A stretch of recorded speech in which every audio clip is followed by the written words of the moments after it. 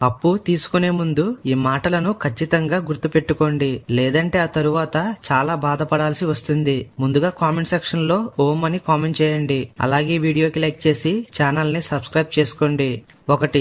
డబ్బు లేనివాడు అప్పులు చేసి గొప్పగా బ్రతకాలి అనుకుంటాడు. అప్పు చేసిన తర్వాత అందరి ముందు దోషిలా నిలబడతాడు. డబ్బు లేని వాడికి పరువే గౌరవం, కానీ అప్పు చేయడం వల్ల ఆ గౌరవం పోతుంది.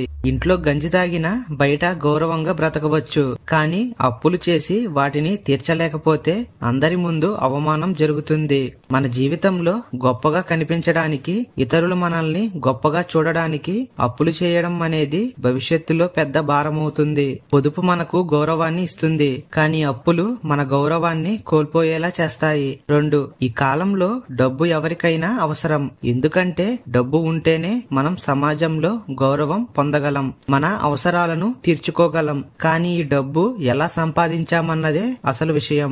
4 రోజుల విలాసానికి అప్పు తీసుకుంటే అది భవిష్యత్తులో మానసిక ఒత్తిడికి దారితీస్తుంది. మనకు కావాల్సిన డబ్బును మన తెలివితేటలతో సంపాదించాలి. అప్పుల మీద ఆధారపడితే అది జీవితాన్ని నాశనం చేస్తుంది. 3. డబ్బును ఈ రోజు పొదుపు చేస్తే అది రేపు నిన్ను కాపాడుతుంది.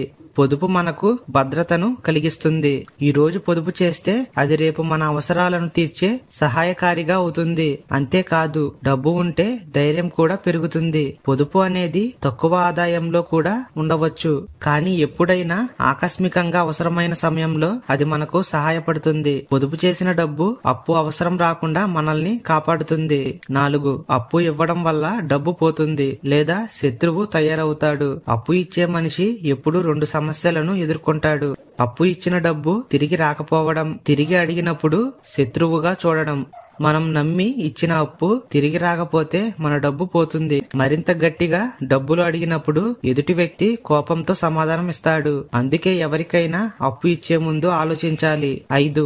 అప్పు చేయడం సులభం, కానీ తిరిగి చెల్లించడం కష్టం. అప్పు తీసుకోవడం చాలా సులభం, ఎందుకంటే మన ఆస్తుల్ని చూసి అప్పు ఇచ్చేస్తారు. కానీ తిరిగి ఇవ్వాల్సిన సమయానికి మనం ఆర్థికంగా ఇబ్బంది పడితే అప్పును తీర్చలేక మానసిక ఒత్తిడిలో పడతాం. అప్పు తీసుకున్నప్పుడు చాలా తక్కువ మంది దాని బాధ్యతను గుర్తుపెట్టుకుంటారు, కానీ తిరిగి ఇవ్వాల్సిన సమయానికి ఆ బాధ్యత భారంగా మారుతుంది, ఎందుకంటే అసలు కంటే వడ్డీ ఎక్కువ అవుతుంది కాబట్టి.